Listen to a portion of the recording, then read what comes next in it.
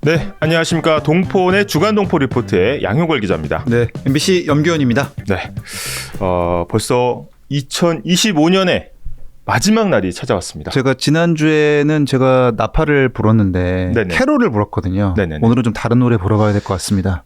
이 전혀 조율이 안 된 건데. 네. 연말이 왔습니다. 네, 내년에 새해를 앞두고 있죠. 지난번보다 좀 짧아진 것 같긴 해요. 이게 숨이 짧아져가지고 숨이 차서 폐활량이 예전 같지가 않기 때문에 네, 맞습니다. 사실은 올 한 해가 너무 바쁜 해였던 것 같아요. 맞습니다. 일단은 대한민국 전체로 봐도 대선이라는 또 큰 이벤트가 있었습니다. 그다음에 이제 2025년에 이제 가장 큰 또 스트레이트 뉴스가 있었죠. 어떤 걸까요? 동포원에 또 출범이 그렇죠. 있었습니다. 네. 그래서 저희가 이제 주간동포리포트도 저희가 이렇게 시작을 하게 됐는데 이래저래 정말 다사다난했고 또 국내적으로는 또 참 마음 아픈 참사 수준의 사고들도 있었습니다. 맞습니다. 그래서 그런 아픔들 또 보내고 또 저희가 또 잘 새해를 맞이할 수 있도록 오늘 방송 준비하고 있는 거죠. 맞습니다. 그래서 내년에도 동포온 주간동포리포트는 계속해서 이어지기 때문에 새로운 소식 많이 전해드리도록 하겠습니다. 네. 그러면 2025년 마지막 날 방송 지금부터 시작하겠습니다. 가시죠.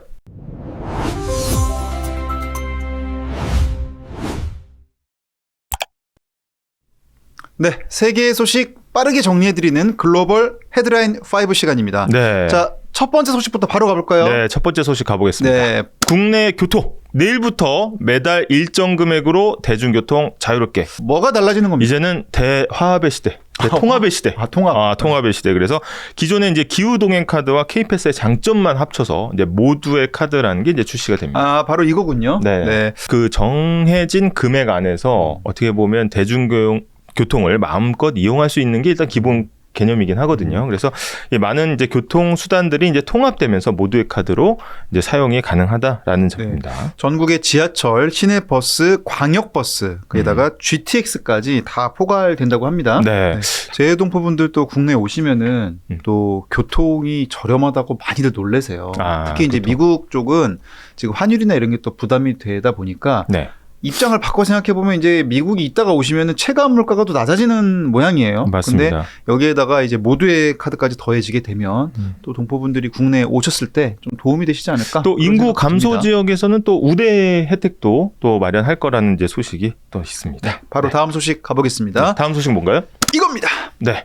국내 AI 기본법 시행, AI 생성물 워터마크 의무화 등 이렇게 되어 있습니다. 일단은 AI 관련해서 기술이 빠르게 발전하면서 우리나라에서도 이거 규제가 필요하다 이런 논의가 있었고요. 그래서 지난해 국회에서 AI 기본법이 통과됐는데 이게 발효 시점이 바로 내년 1월 22일입니다. 네, 이게 뭐 말도 많았지만 결국은 우리도 어떤 대비를 해야 된다. AI 기술 발전에 따라서. 그래서 AI 기본법을 이제 먼저 마련한 거죠. 맞습니다. 네. 그 보통은 우리나라 법 체계가 이제 헌법 밑에 법률이 있고요. 네. 법률 밑에 시행령이라고 해서 법률을 어떻게 집행할 것인가에 대한 기준을 좀 더 구체화하는 과정이 있습니다. 네. 그런데 사실 아직은 구체화된 시행령까지는 많이 나오지 않은 상태이기 때문에 기본법 자체가 시행된다고 해서 이게 뭐 당장 어떻게 되지 이런 게 좀 혼란스러울 수는 있다. 근데 다만 우리 구독자분들이 체감하실 수 있는 건 바로 이 워터마크 표시일 수는 있을 것 같아요. 네, 일단 AI로 생성된 창작물이나 제작물은 AI로 생성이 됐다라고 밝혀야 되고요. 그 다음에 이제 특히 이제 의료나 교통, 사람의 안전과 직결되는 거 있지 않습니까? 그런 거는 고영향 AI로서 더 이제 강한 규제를 받게 맞습니다. 됩니다. 도표를 좀 봐주시면은 크게 세 가지입니다. 결국은 국민들의 기본권을 보호하기 위한 어떤 법적인 입법 취지가 녹아 들어 있는 거고요. 그래서 사전 고지 의무. 그다음에 워터마크 이제 이렇게 표시 딱 하는 거죠. 네. 이게 워터마크입니다. 이런 게 예를 들어서 이런 식으로 맞습니다. 이게 뭐 AI의 산업 발전은 이제 해치지 않으면서도 가짜 뉴스나 이제 딥페이크 같은 어떤 이제 범죄로부터는 또 안전 장치를 마련해야 되기 때문에 그런 취지에서 이제 발효가 되는 것이라고 보면 될 것 같습니다. 추후에 후속 또 세부 입법 절차들은 또 저희 동포원이 주시해야 되겠죠. 또 AI는 또 놓칠 수 없는 주제입니다. 그래서 저희가 빠르게 또 전달 드리도록 하겠습니다. 네, 다음 소식 넘어가겠습니다. 네, 다음 소식 이겁니다. 네, 2026 미국 국방수권법 발효. 주한미군 규모 감축 제동 이렇게 나와 있습니다. 일단은 뭐 주한미군 들어가니까 우리나라랑 관련성 매우 높아 보이긴 하는데 네. 어떤 소식입니까? 일단 매년 이제 국방수권법이 이제 통과가 됩니다. 하는데 저희가 이제 주목할 만한 소식은 이 법안에 주한미군 규모를 현행 28,500명으로 유지하도록 명시했다는 게 이제 가장 큰 이제 소식이 되겠습니다. 네, 보통 이제 수권이라고 하는 게 결국은 이제 권한을 넘겨주는 법인 거예요. 맞습니다. 그러니까 이렇게 말해서 야, 너는 이걸 해도 된다, 하면 안 된다. 이게 이제 수권인데 국방부가 할 수 있는 권한 범위를 이제 규율한 거다. 네. 그것도 미군이 이제 그렇게 보시면 되겠는데 맞습니다. 미군이 부여받은 자원이 예산이잖아요. 네. 그 예산을 쓸 때 이제 주한미군을 줄일 수는 없도록 그게 좀 명시됐다는 거죠. 네, 미국 행정부가 이제 임의로 주한미군을 감축하거나 할 수 없도록 일단 못을 박았다는 건데 사실 한반도 같은 경우에는 지정학적으로 굉장히 이제 불안 요소들이 많지 않습니까? 그래서 이제 우리나라 입장에서는 안전판이 좀 확보가 됐다 이렇게 볼 수 있겠습니다. 그래서 사실은 주한미군 감축 논란이 트럼프 정부가 들어서면서 사실은 계속 나왔던 어떻게 보면 이슈였거든요. 네. 근데 일단 내년도에는 이제 그런 가능성이 일단 입법부에서는 좀 배제를 시켰다. 맞습니다. 이렇게 봐야 되겠죠. 네, 해외에서도 이제 동포분들이 국내 어떤 소식들, 특히 안보 뉴스를 접하실 때 좀 불안하실 수도 있을 것 같아요. 막 여러 가지가 어떤 뉴스를 통해서 이제 나가기 때문에 다만 이제 이런 안보 차원에서는 그래도 굉장히 좋은 소식이다라고 볼 수 있겠습니다. 네, 이제 그런 와중에 이제 미국에서는 또 자국의 잠수함 건조를 이제 국내 기업과 또 함께한다 이런 소식도 나왔거든요. 네네. 결국은 이제 국방 분야에 있어서 이제 미국과의 협력이 오히려 좀 더 강화되고 있는 좀 그런 모습 보여주고 있습니다. 네네. 네, 다음 소식 가보죠. 네, 다음 소식입니다. 이겁니다. 다음 소식도 약간 군 관련인데 우리 군입니다. 네. 2040년까지 상비 예비군을 5만 명으로 확대한다는 소식입니다. 일단은 예비군 하면 많은 추억들이 있습니다. 예비군. 본인의 추억은 어떤 게 있습니까? 예비군은 상당히 좀 오래 했습니다. 근데 이제 예비군은 대부분 이제 며칠 동안 좀 이제 동원돼서 훈련을 받고 멀리서 이렇게 또 BGM이 하나 나오잖아요. 어떤 주비죠? 아름다운 이 광산을 네. 말씀하세요. 네네. 어땠어요 예비군? 예비군이 상당히 좀 의미 있었죠. 네. 더 이상 마시고. 네네. 많이 당황했습니다. 네네네. 이제 이게 예비군 1년차부터 8년차 자원이 사실 올해 256만 명인데 이게 이제 저출생이나 이런 인구 감소로 인해서 사실상 2046년에는 100만 명 아래로 내려갈 전망입니다. 그렇다 보니까 그 유지가 좀 어려울 수 있겠다라는 판단이 선 거죠. 네. 그래서 이 상비 예비군이라고 해서 이제 평시에도 훈련을 좀 하도록 하고 네네. 근데 사실은 예비군들 훈련 오라고 그러면 가장 좀 뭐라고 그래요? 좀 부담스러운 게 어떤 게 있을까요? 예비군도 군복이 일단 잘 안 맞습니다. 그렇죠. 제가 그 사이즈가 상당히 심호흡을 해야 이제 그렇죠. 가능한 네. 그런 것도 있고 또 생업을 중단해야 되면 그 타격도 있는데 그 훈련비도 좀 현실화해서 네네. 좀 훈련 유인을 좀 높인다 이런 내용도 함께 포함되어 있습니다. 네, 그래서 2040년까지 상비 예비군을 5만 명으로 늘린다는 소식이었습니다. 네, 자 여기 나오고 있죠. 네. 이제 인원이 크게 감소하고 있다 보니까 그래프가 그래서 이제 상비 예비군을 현재 3,700명에서 이제 5만 명으로 높이겠다 이런 얘기였고요. 네, 마지막 소식 가보죠. 마지막 소식입니다. 주시죠. 네, 2026년 재외동포를 위한 순회 투표소 설치. 맞습니다. 일단은 이게 이제 보시면은 지금 보시는 사진이 재외투표소입니다. 재외투표소 한자 그대로 우리가 해석하면 어떤 뜻일까요? 외부에 있는 분들을 위한 투표소죠. 그렇죠. 네. 근데 이 재외투표소는 고정돼 있었어요. 그러면은 자 투표합니다. 그러면은 예를 들어서 지금은 미주 지역의 재외투표소다 그러면은 미주 지역에 있는 분들이 그 한정된 곳으로 옮겨야 돼요. 근데 우리나라는 투표소 사실은 다 걸어가잖아요. 그렇죠. 집 앞에 뭐 초등학교나 주민센터에 많이들 있으니까. 근데 미국 같은 데는 한번 이동하려면 몇 시간 차를 몰아야 되기도 하고. 이제 비행기 타고 대사관 가서 투표해야 되는 그런 그렇죠. 상황이기도 합니다. 네. 네네. 그래서 그런 상황이다 보니까 아니 그러면은 이렇게 재외 국민들은 투표하기가 힘든데 아예 그럼 공무원들이 투표함을 들고 돌아라.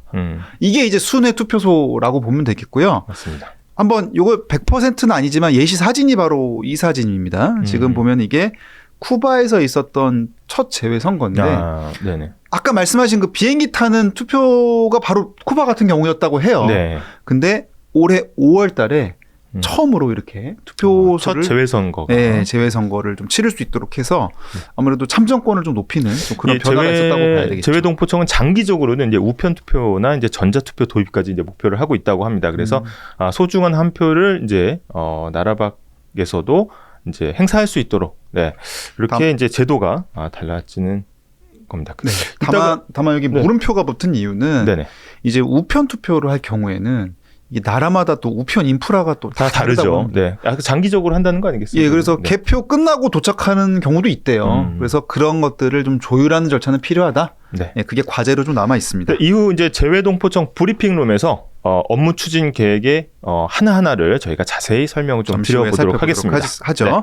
네, 그렇게 해서 지금까지 글로벌 헤드라인 5 살펴봤습니다. 네, 다음 지구 반대편 라이브로 넘어가겠습니다.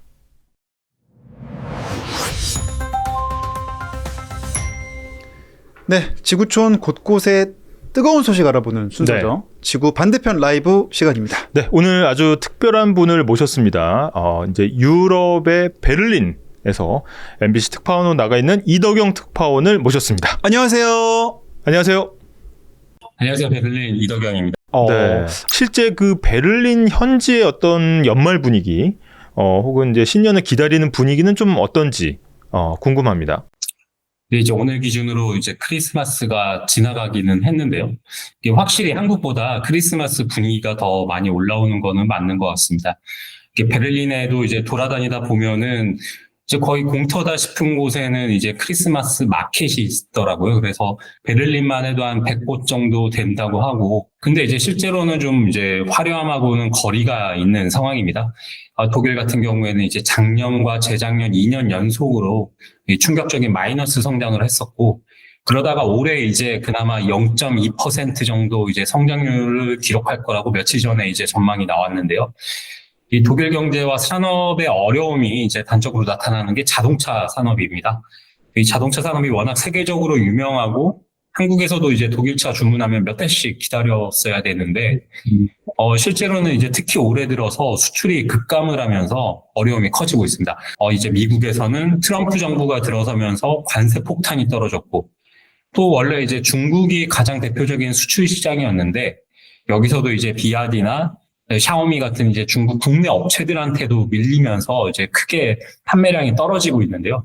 독일 자동차 업체들이 인력 감축 그리고 공장 폐쇄까지 추진을 하고 있어서 지난주 같은 경우에는 폭스바겐이 88년 역사상 처음으로 독일 국내에 있는 드레스덴 공장의 문을 닫았습니다. 그래서 아우디와 메르세데스 벤츠 같은 기업들도 이제 인력 감축과 공장 폐쇄를 지금 계획하고 있습니다. 어떻게 보면은 몇 년 전까지만 해도 이유를 뭐 독일이 끌고 갈 정도로 굉장히 이제 경제가 강력했었는데 이게 몇 년 만에 이렇게 좀 어려움에 처하게 된 게 어떻게 보면 뭐 그 러시아 우크라이나 전쟁이나 이런 측면도 좀 영향을 미쳤다고 봐야겠죠? 어떻습니까?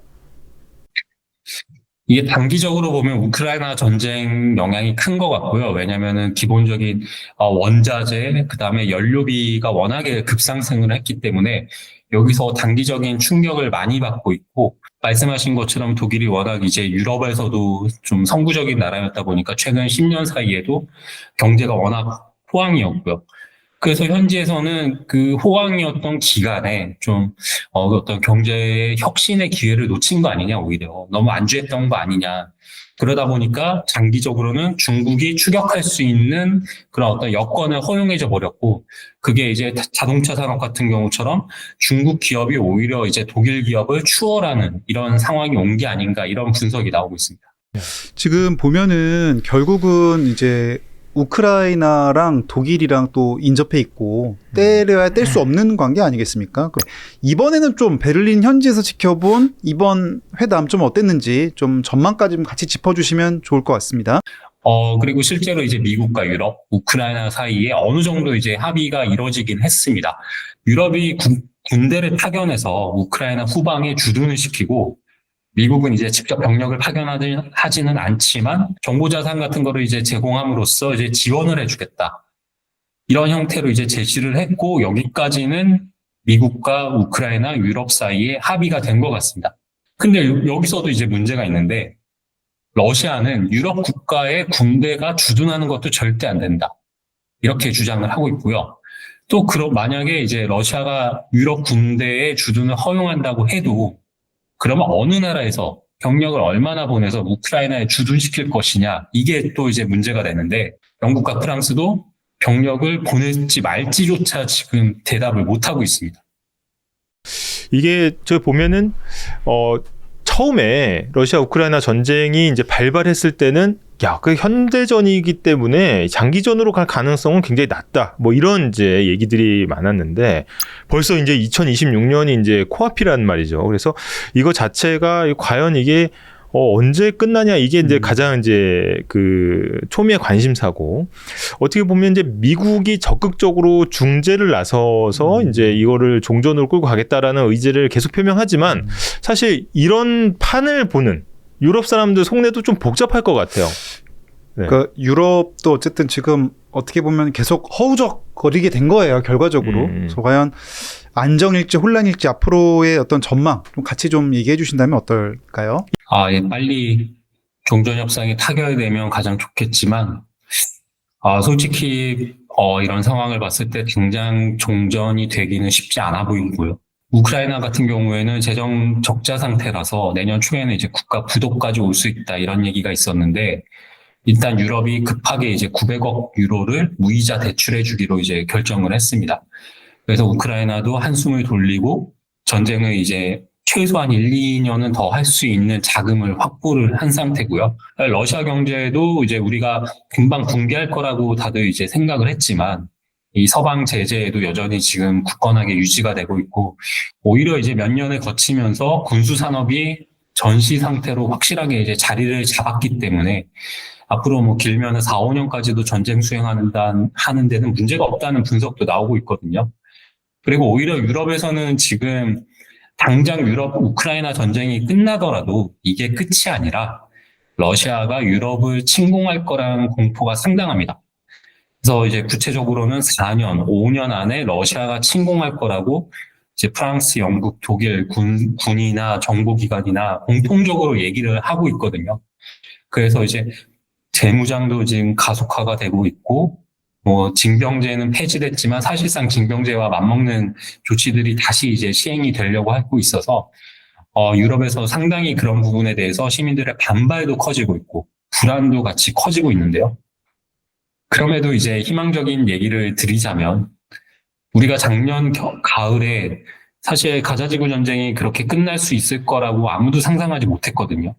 미국이 강력하게 개입을 하면서 하마스까지 거기에 동의를 하고, 그래서 10월 달에 이제 휴전이 실제로 이루어졌었는데, 이런 일이 내년에도 없지 않으리란 보장은 없을 것 같습니다. 그래서 미국과 유럽, 그리고 우크라이나와 러시아 사이에 극적인 타협이 되면서, 충분히 또 전쟁이 예상과 다르게 끝날 수도 있지 않을까, 이런 기대도 품어보고요. 근데 극적인 또 정치적 타협, 뭐 거기에 의한 뭐 종전 협상, 뭐 이제 빠르게 또 급물살을 탈 수도 있는 부분이기 때문에 2026년에는 좀 이제 종전 소식이 좀 들려왔으면 하는 이제 바람입니다. 네. 지금 사실 이 방송을 많은 재외동포분들이 함께 보고 계시거든요. 어떻게 보면은 대한민국의 언론사를 대표해서 지금 국민의 눈과 귀를 대신해 지금 유럽 최전선에 나가 있는 또 한 명의 재외동포 아니겠습니까? 이동영 특파원도. 그래서 재외의 국민으로서 또 새해를 맞는 어떤 좀 소감이나 좀 바라는 점, 재외동포분들께 한 말씀 부탁드려도 될까요? 한국에서 경험할 수 없는 정말 화려하고 인간미가 넘치는 새로운 경험인 것 같습니다. 이런 새 연말과 그 다음에 이제 새해 분위기 속에서 항상 희망을 놓지 말고 즐겁게 지내시면 좋을 것 같고요.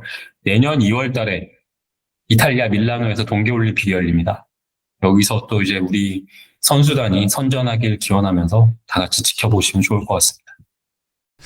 네, 하여튼 아주 이게 분 단위로 쪼개는 이제 바쁜 일상 속에서도 또 이렇게 또 주간동포리포트에 또 출연을 또 해주셔서 너무 감사하다는 말씀 드리면서, 네. 저희가 새해에도 또 유럽의 긴박한 소식 좀 몇 번 더 불러서 여쭤봐도 괜찮겠죠? 네, 언제든 연락 주십시오. 네. 요거 녹화해놨습니다. 이덕영 기자 자주 뵙기를 바라면서 지구 반대편 라이브 여기서 마무리하겠습니다. 감사합니다. 네, 감사합니다. 감사합니다.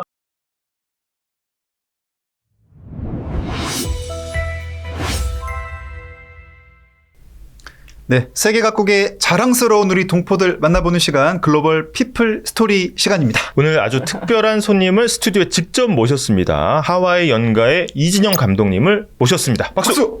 예. 안녕하세요. 네. 알로하. 네, 알로하. 알로하 좋습니다. 감독님, 네. 간단한 자기소개 먼저 좀 간단히 부탁드려도 될까요? 저는 하와이에서 한인 이민 역사 관련된 영화 만들고 있는 이진영이라고 합니다. 재외동포분들의 그 평범한 하지만 재미난 이야기 이렇게 다뤄주시는 멋진 프로그램에 나오게 돼서 정말 영광입니다. 반갑습니다. 반갑습니다. 네네. 이번에 또 이제 하와이 연가 그 영화에 대한 소개도 짧게 좀 부탁드려도 될까요? 하와이 연가는 미주 한인 이민 역사를 아름다운 음악으로 담은 영화이고요. 120년 전에 하와이로 떠났던 우리 이민 선조들의 이야기를 최대한 아름답게 정성껏 기록한 영화입니다. 세계의 이야기로 이루어진 옴니버스 영화인데요. 그 각각의 이야기를 특히 좀 특이한 점이 리처드 용지 오닐 아니면 김지연 씨, 키올라 비머 같은 세계적인 뮤지션들이 음악을 통해서 이 스토리를 아주 감동적으로 그렸습니다.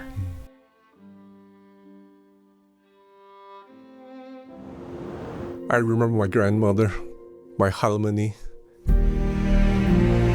She was 17 years old. She got on a boat, the Chichimaru. 한 달에 1달러씩 한국 독립운동을 위해서 기부도 했어. 나의 고향, 나의 조국.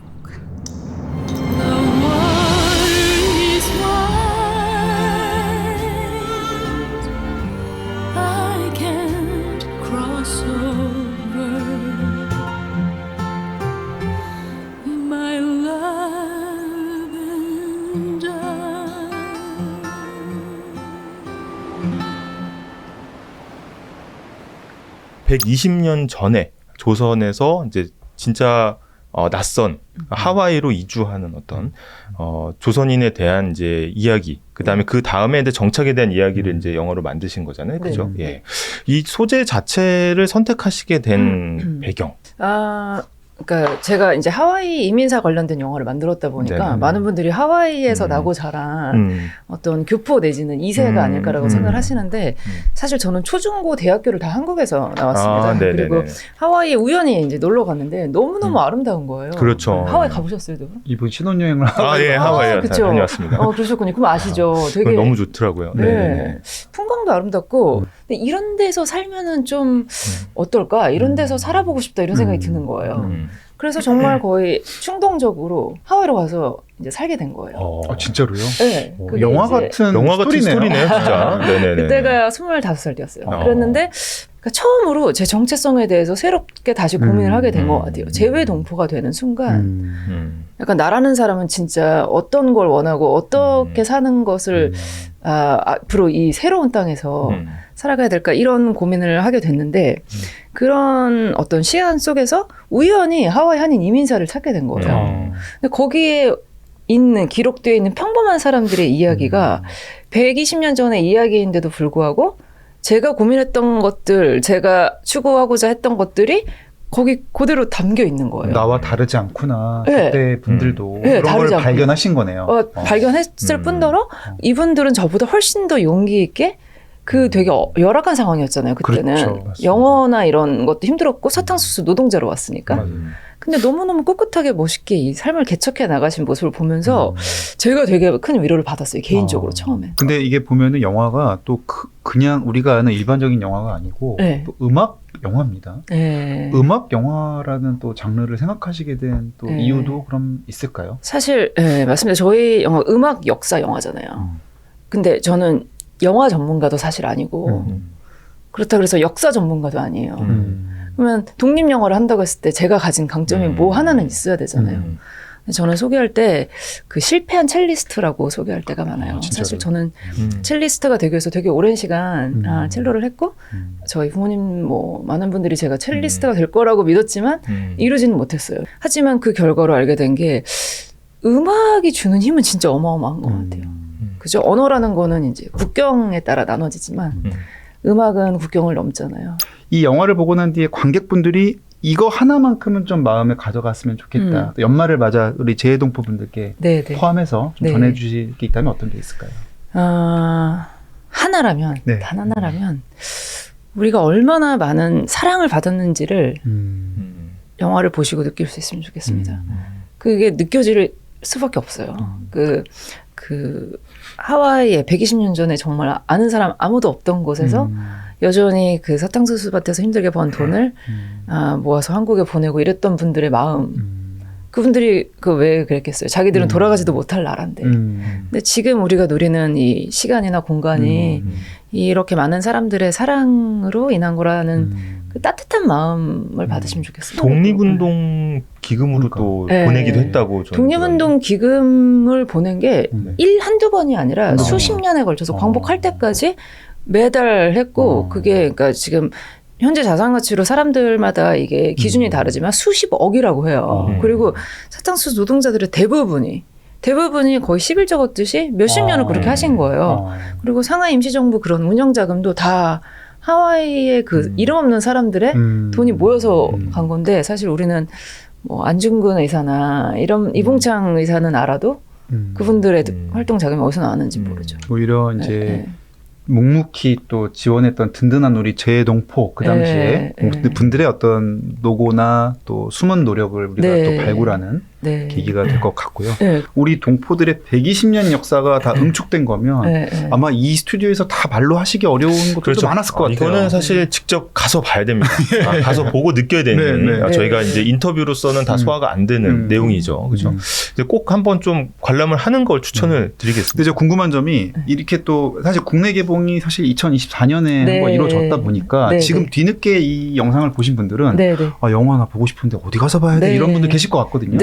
그 하와이 연가가 한국에서는 극장 개봉하고 나서 국내에서는 지금 국내 OTT에서는 다 볼 수가 있어요. 웨이브 티빙 등에 볼 수 있죠. 웨이브 티빙, 뭐 쿠팡 플레이 다 볼 수 있는데 해외에서는 저희가 아직 안 풀고 있었는데 사실 오늘 선물처럼 가지고 온 이야기가 하나 있어요. 뭡니까? 카메라 보시면 최초 공개. 2026년 1월 1일 새해 첫날에 글로벌 OTT 프라임, 아마존 프라임 통해서 그 미국 전역과 영국에서 우선 릴리즈 될 예정입니다. 그래서 그 우리 재외동포 역사 속 정말 사랑의 메시지 가족과 함께 보시면서 확인하시면 너무 좋을 것 같아요. 박수! 글로벌 진출. 너무 힘들었어요. 진짜 너무 힘들었어요. 근데 정말 많은 분들이 도와주셔서. 너무 잘 됐네요. 이게 또 이 120년이라는 시간을 또 건너서 또 이게 공감할 수 있는 부분이 있다는 게 이제 감독님 말씀이시잖아요. 그래서 근데 이제 120년 동안 많이 바뀐 게 또 한국의 위상도 좀 많이 바뀐 것 같아요. 그죠? 특히 그쵸. 이제 한국 음악의 위상도 많이 바뀌었고 문화나 이런 것들. 최근에 어떤 좀 한국의 변화나 이런 건 좀 어떻게 느껴지시나요? 너무 고무적이죠. 그리고 하와이 연가도 그 약간 수혜를 입은 것 같아요. 제 생각에. 왜냐면 사실 그렇잖아요. 그 K-드라마, K-팝 이런 건 벌써 몇 년 전부터 정말 열풍인데 그 드라마 하나를 보면서 재밌으면은 또 그 나라에 관심이 가고 그 나라의 사람들의 관심이 가니까 저 영화에도 아무리 역사라는 테마이기 때문에 조금 더 그 문턱이 높은데도 불구하고 해외에서도 아니면 미국 공영방송에서도 저희 방영될 수 있었던 게 이 전반적인 K-푸드 아니면 K-팝, K 모든 트렌드의 일환이었던 것 같아요. 그래서 너무 고무적이고 앞으로도 많은 창작자들이 꼭 그 거대 상업 자본이 없더라도 저처럼 진짜 작게 시작했거든요. 근데 정말 생각보다 많은 분들이 도와주고 또 지금 흐름을 타고 있으니까 해외에 계신 우리 재외동포 여러분들도 많이 그런 창작해 주시면 좋을 것 같습니다. 2026년 이제 새해가 이제 곧인데 한번 주간동포리포트 시청자분들한테 새해 인사 한번. 하와이 연가는 평범한 사람들의 그 이야기예요. 그래서 하와이라고는 하지만 사실 이 이야기는 전 세계 재외동포 많은 분들에 바치는 헌사이기도 합니다. 지금 우리가 있기까지의 너무 많은 땀과 노력해 주신 선조분들께 그리고 지금의 또 현장에서 하루하루 열심히 살아가는 모든 재외동포분들께 힘내라는 말씀 드리고 싶습니다. 새해 복 많이 받으십시오. 감사합니다. 감사합니다. 감사합니다. 네. 자, 오늘 이제 뜻깊은 또 이제 손님 모셨는데 이 자리에 나와서 또 빛내주셔서 감사합니다. 네. 저희 그러면은 글로벌 피플 스토리 이것으로 마무리하겠습니다. 네. 감사합니다. 감사합니다. 고맙습니다. 네. 감사합니다. 네.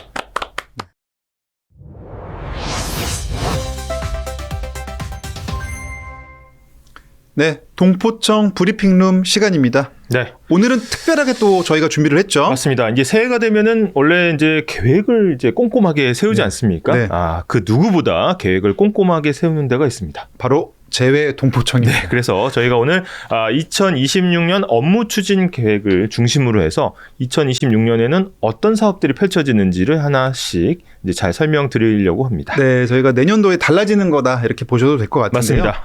자, 그럼 하나씩 살펴보겠습니다. 네. 바로 첫 번째인데요. 동포 DB 구축입니다. 네. 여기서 DB가 뭡니까? 데이터베이스죠. 그래서 동포 데이터베이스를 구축한다는 얘기고 재외동포 현황 조사를 고도화하고 출국 전 사전 등록 및 갱신제를 도입한다는 소식입니다. 네. 그러니까 쉽게 말해서 동포 현황들을 체계적으로 파악한다는 겁니다. 맞습니다. 리스트를 만들어서 그래서 나갈 때도 등록해서 우리가 물샐 틈 없이 관리하겠다 이런 네. 거라고 보시면 되겠죠. 네, 재외동포청에서는 많은 이제 재외동포분들한테 좋은 서비스들을 기획을 했는데 이게 사실 잘 이렇게 데이터베이스화 돼 있지 않고 리스트가 없어서 혜택이 닿지 못하는 사례를 막기 위해서 이렇게 등록 제도를 검토한다는 소식이 들어와 있습니다. 네. 두 번째는 아까 살펴봤던 소식이기도 한데요. 바로 재외선거 순회투표소 도입 소식 업무 계획이 역시 포함이 됐죠. 네, 그동안의 핵심 민원이었기도 했습니다. 재외 선거가 너무 힘들다. 소중한 한 표를 행사하고 싶은데 너무 멀다. 이런 분들을 위해서 이제 순회투표소도 도입하고 장기적으로는 또 뭐 우편이나 전자투표도 검토한다라는 소식이죠. 네, 내년에 또 대한민국에 또 전국 단위 선거가 있다 보니까 네네네. 그때 아마 반영이 될지 함께 지켜봐야 될 것 같고요. 네. 세 번째 소식은 바로 한인 네트워크 강화 관련 소식이죠. 네, 세계 한인대회 신설하고 정례화하고 한글학교 운영비를 단기적으로 상향한다는 소식입니다. 그와 관련해서 좀 예산도 확충하고 네. 좀 지원을 강화하겠다 이런 계획이 담겼습니다. 한인 정체성 교육이죠. 그래서 지금 한글학교가 세계 1,400곳이 운영되고 있다고 하는데 여기에 대한 운영비라든지 아니면 지원들이 단계적으로 상향될 전망입니다. 네, 다음 소식 바로 귀환 동포 관련 정책이죠. 네, 복수국적 허용 연령 단계적 하향 이것도 지난번에 한번 전해드렸었고요. 귀환 동포들 같은 경우에는 국내 정착이 굉장히 어려운 점이 많은데 전담 조직을 신설한다는 소식입니다. 네. 아까 말씀드린 대로 현재는 65세 이상으로 되어 있는 이제 복수국적 허용 연령을 50세 정도로 추진하는 안이 현재 거론이 되고 있다. 네네네. 네, 그렇게 좀 소개를 해드렸는데 내년도에 어떻게 구체화될지도 한번 함께 지켜봐야 할 것 같습니다. 네. 그리고 추진 체계 관련 소식도 준비돼 있습니다. 네. 직능 세대 지역별 대표성 갖춘 재외동포 자문위원단을 구성해서 실제로 어떤 점이 어려운지 어떤 서비스가 꼭 필요한지 등을 이제 수렴한다는 얘기죠. 사실은 재외동포 분들이 너무 형태가 다양할 수밖에 없어요. 국가도 다양하고 나간 이유도 다 다르고 네. 또 사정도 다르기 때문에 이것들에 대한 좀 체계적인 트렌드를 파악하기 위해서 맞습니다. 표본을 좀 제대로 수집하겠다 이런 거로 보면 되겠죠. 재외동포청에서 이런 것들을 파악해서 이제 정책을 수립하긴 하지만 조금 더 공급자적인 시각보다는 수요자적인 시각으로 전환을 해서 진짜 필요한 서비스를 발굴해낸다 이런 소식이 되겠죠. 네, 그래서 내년 2026년에 네. 지금 보신 많은 정책들이 아마 추진될 걸로 보이는데요. 지금 방송을 보고 계신 재외동포분들께서는 야 저거는 나한테 직접 해당되는데 하는 것도 분명히 대부분 있으실 거라고 봅니다. 그래서 눈여겨 살펴주시고 저희가 내년에도 계속 이 동포청 브리핑룸 통해서 소식 전해드릴 거잖아요. 물론입니다. 그리고 이게 업무 추진 계획이 나온 거고 이 세부적으로 정책으로 구체화되면 당연히 주간동포리포트에서 이 세부 내역 반드시 전해드리겠습니다. 사실 업무 추진 계획대로 되는지 안 되는지를 내가 제때 알 방법이 마땅치가 않잖아요. 맞습니다. 어떻게 해야 됩니까? 그때는 주간동포리포트를 보셔야 된다. 동포온으로 오셔서 네네. 그냥 보면 안 되고 네. 구독과 좋아요, 알림 설정과 함께 깨알같이 시청해 주시면 마지막 날까지 저희가 알찬 소식 전해드리겠습니다. 네. 저희가 준비한 소식은 여기까지인데요. 네. 2025년이 벌써 다 같습니다. 네, 그렇죠? 마지막 날입니다. 또 이런데 또 새해 인사 안 할 수가 없죠. 네. 한번 시청자분들께 새해 인사 한번 해주시죠. 네. 2025년 또 다사다난이라는 또 말을 피해갈 수가 없는 한 해였습니다. 내년에도 건강하시고 주간동포리포트와 함께 이루고자 하는 바 꼭 이루시기를 바라겠습니다. 저희도 안전하고 또 행복한 2026년 될 수 있도록 내년에도 알찬 소식과 함께 돌아오도록 하겠습니다. 오늘도 시청해주신 여러분들 너무 감사드리고요. 저희는 여기서 인사드리겠습니다. 네. 감사합니다.